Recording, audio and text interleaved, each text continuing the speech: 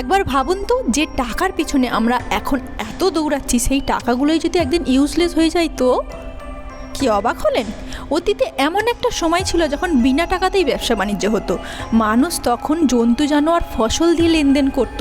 তারপর এলো কড়ি, মানুষ এটাকে তখন সোনার মতো সামলে রাখতো। তারপর মৌর্য সাম্রাজ্যের সময় ধাতুর কয়েন প্রচলিত ছিল যাতে রাত চিহ্ন থাকতো।